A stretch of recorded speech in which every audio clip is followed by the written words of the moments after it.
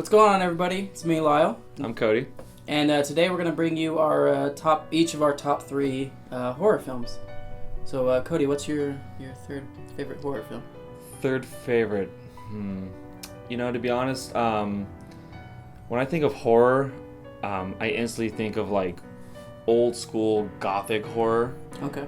You know what the type I'm talking about, yes. with the gothic sets and the cemeteries and the fog. So when I think of movies, I automatically think of the old Universal movies, and not just the monster movies like Dracula and Frankenstein and the Wolfman and stuff like that, but like even movies that people don't really know about. I mean, there's like The Raven, The Body Snatcher, Return of the Vampire, like all these old obscure ones where it's like there was just lots of cemeteries, fog, haunted houses, supernatural things happening, just the creepy stuff that, this is just what you think of when you think of horror. Like, yeah, and Halloween. Classic horror, nothing gory, nothing just over the top. It was just chilling and very atmospheric, and yeah, like you said, like when I think of Halloween, like that's what I remember as a kid, and that's kind of like what we grew up with. Like,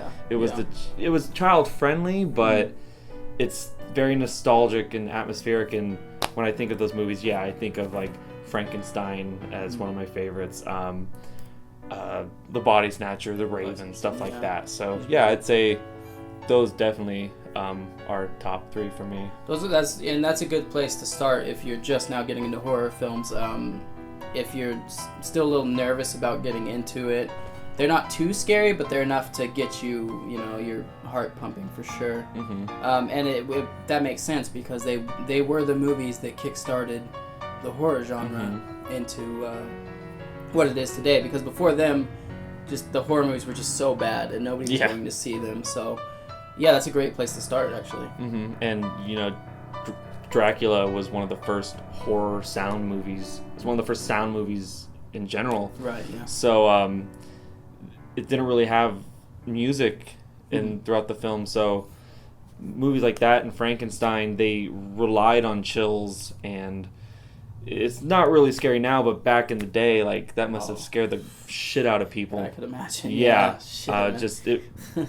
No jump scares, nothing like that. Just sheer suspense and chills and atmosphere, and that's what I love about them. That's a good start. My third favorite is it'd probably be the first Saw movie. When I mention Saw, I know everybody's gonna think of the blood and guts and the sequels with all the torture devices and stuff like that. But to me, that wasn't what made the first one so good. To me, it was these two guys locked in a room. They don't fully know each other. One might know the other one more than the other one knows. And it's just this tension between them as they're trying to figure out how to get out of this room. It's very Hitchcockian in its suspense. And just the payoff in the end. I've yet to see a horror film with a twist that, like, it gave me chills when I first saw it. And that's actually the first horror film I ever saw, and I thought to myself, I want to make horror films. So it has a very special place in my heart. Again, the sequels weren't as good. I still loved them, but they were a tradition. Like, it was not Halloween unless there was a Saw movie for a good 6 years, and that was one of the slogans for one of the movies, actually. But that all just goes back to how good the first one is, and that goes to the writer Leigh Whannell and the director, the current horror master James Wan. He could turn that movie that takes place in the most disgusting fucking bathroom you could think of into just this giant franchise, one of the most successful franchises in horror history. And Jigsaw's just fucking creepy. I mean, that, first of all, the doll he has, everything about Jigsaw is just so fucking creepy. And the whole idea of it is just creepy and very unsettling. And of course, like you said, with the sequels, it just got more and more over the top, bloody and gory, and there was just no story. Like, that's all it was torture porn. But like the first two movies, and especially the first one, that's definitely a classic for sure. What I love about it too is that it's not just Jigsaw wants to kill these people in strange ways. To him, he thinks he's doing a good thing. To him, he's testing people's will to survive. He's testing their morals. It's very much. It's not just, I want you to die. He wants his victims to live. He wants his victims to succeed. It's just he makes it so damn fucking hard to succeed. Yeah. And it's great. It's a great movie. Let's see. Second favorite. I have to go more modern here, but I honestly would have to say the Conjuring films. The reason why is because I know there are a lot of people out there who's like, The Conjuring's not scary. Yeah. Usually the people who say that are the blood and gore hounds. Yeah. And blood and gore is totally fine. Yeah, in small doses. Yeah, but when every film you're watching is a Rob Zombie fest kind of thing going on, it's like, that's not my cup of tea. No. Conjuring is kind of like a throwback to kind of what made horror great. Like, it kind of goes back to what those old Universal movies did. They relied on the atmosphere and the chills and the suspense over just the cheap scares and the jump scares, and just we're so done with that. Oh yeah. And The Conjuring, it wasn't predictable. Really scary. It's based on the accounts of the Warrens. Yeah. And the first one was one of those movies that I'm an adult, but it made me not want to go to sleep the night I saw it. Like, I stayed up till like 5 a.m. because every noise I heard, I was just like, look up. Yeah. Because, there's that scene where the girls are in their room and they're hearing noises, and the older one gets up to check, and then the younger one just goes, "There's someone standing right behind you." Like, it's just like, stuff like that. It's just, and James Wan is truly, like, he's like the Wes Craven of our time. Oh yeah, he's our generation's Wes Craven for sure. Yeah, and he just hits it out of the ballpark, and he also did the Insidious movies, which I also liked. Yeah, those are good too. And Conjuring, especially Conjuring 2, which just came out. Oh my God. Without the nun character, and I know a lot of you know what I'm talking about, but without the nun in that movie, it probably would not have been as good, because that nun is terrifying. Yeah. Just it. There's a shot of it in the movie where it's just standing in the hallway, just staring at the audience, and I'm just like, ugh, it just gets under your skin. It's creepy, and it's very. Almost reminds me of Marilyn Manson in a way, but in a good way. Yeah, a little bit, yeah. But yeah, no, Conjuring for sure, and the cinematography, just the overall feel of those movies is really great modern horror without the predictability or cheapness of Hollywood. And saying that, it's a huge credit to James Wan. He is someone that loves classic horror movies. But at the same time, he doesn't want to hit you with those false scares. He wants it to feel fresh and new. He doesn't want the cat that's just off screen to go and jump on screen and the audience, that's a wasted scare to me. Yeah. There are no wasted scares in The Conjuring. No, not at all. If something is scaring you, it's something that's actually scaring. Like when Bathsheba is up on top of the wardrobe. Yeah. And just cuts to a close up of her face. Like, ugh. Yeah. Shit, man. There's no scares like. And you all know what we're talking about with cheap scares. Like, you have somebody, the music is rising up, the tension's rising up, and like a person's like gonna like look behind something, and then she looks, and there's nothing there, and music stops. Then she turns around, and then something happens. It's like, gee, bravo, good job. You're so revolutionary by moving the scare a little bit. No one's done that before. Yeah, I agree. Yeah.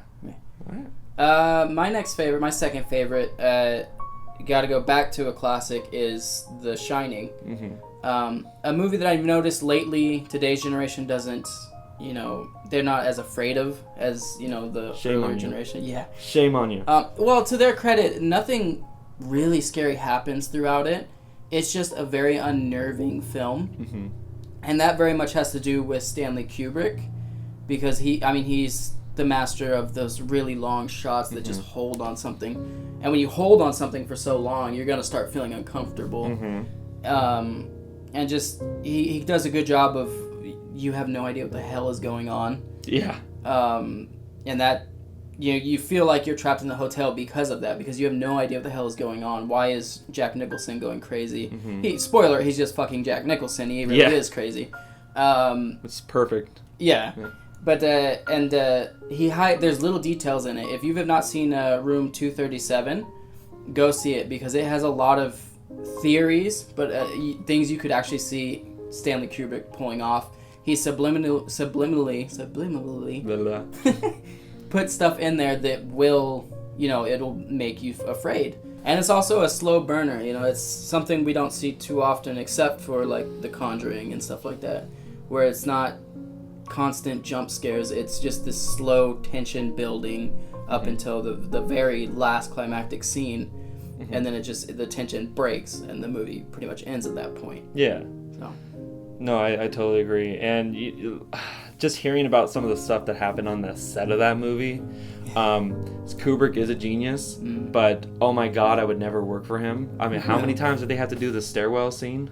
I think I heard 156 or something. Oh my like god. that. And if you've seen it, it's a really long shot of Jack Nicholson following his wife up the stairs, and she's swinging a baseball bat, and just holy crap, 150 times I would have taken the bat and swung and started swinging at crew members at that point. But it paid off, and I think that movie, even though yes, by now this generation feels like it's tame and some point boring at points, but it's the boring points that actually strengthen the film in a way, because it makes the parts that are supposed to be shocking and suspenseful, it makes us remember them. I mean, the woman in the bathtub. Oh god, yeah. Jack Nicholson running around with an axe. Here's Johnny. Yeah, the guy with who played Hong Kong Phooey. Spoiler alert. Yeah. Getting axed. The chef guy, you could say, yeah. The bear. Oh, what the guy in the bear mask, which in my opinion is probably one of the scariest shots of all time. Yeah. It has no reason to be in the film. Yeah. But it just it's there. It's just zooms there. in, and you're just imagine being a little kid, like seeing that for the first time. You're just like, oh, what? Wow. Little kid. That's the stuff of nightmares. That mask, and I was 21 when I first saw it, and that scene still like, oh, what the hell was that? It's. There's so many like hidden things in this movie, and people have that's a scene that people have analyzed the shit out of, and trying to come up with meanings, and some of them are just absolutely bonkers, ludicrous, and you guys have too much time on your hands. I wonder if Stanley Kubrick knew eventually people would do this, so he just put the most obscure things in his movies to troll people. Yeah, I feel like he's a genius. He probably did that. So totally. Yeah. So what's your first? My number one would be The Exorcist. Nice. That's another classic movie. Another movie I've noticed today's generation doesn't hold a full appreciation for, because once again it's a slow burner. There's not constantly something happening, but it's a great story. You get behind the characters. You feel bad for this priest who's losing his faith. You feel bad for this innocent little girl who she hasn't done anything wrong, but for some reason the devil chose her to be possessed. And then the other priest is just a badass, so you're on his side right away. And it's again, the atmosphere in that movie is insane, and the music, the noises, everything to it is just incredible. One of the things that I think, and it feels very realistic. It's a little over the top. The head spinning scene, I mean, that's obviously if you're possessed, that's physically impossible.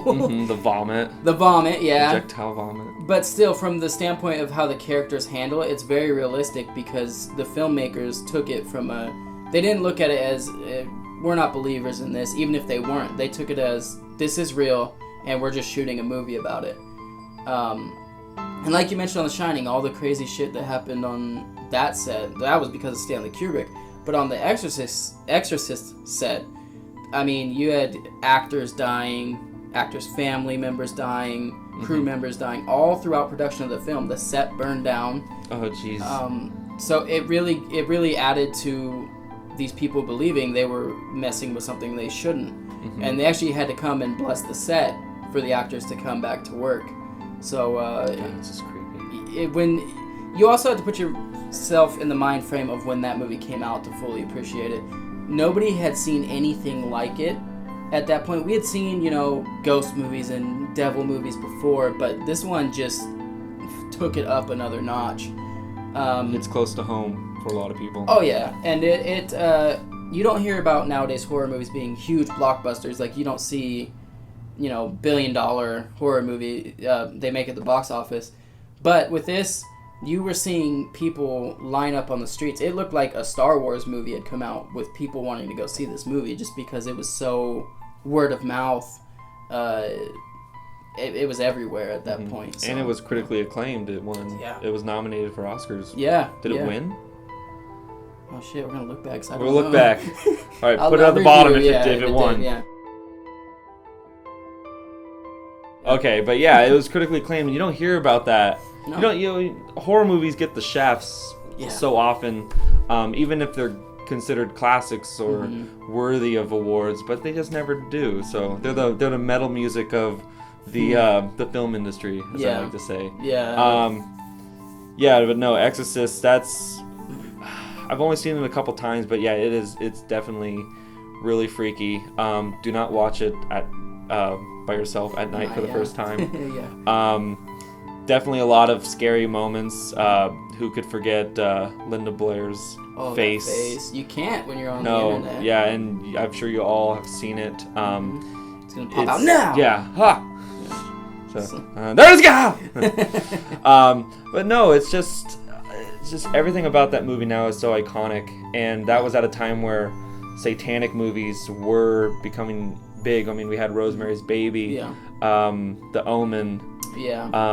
All these movies were kind of coming out and they were big hits, and I think it's because even if you don't believe if you're not religious, because I'm not religious, but yet that movie still gets under my skin. Anything with cults or Satanism or stuff that almost seems like it could be real, that scares the shit out of me. Yeah. And I think that's why The Exorcist still remains like such a huge classic nowadays. Oh yeah. They're remaking it.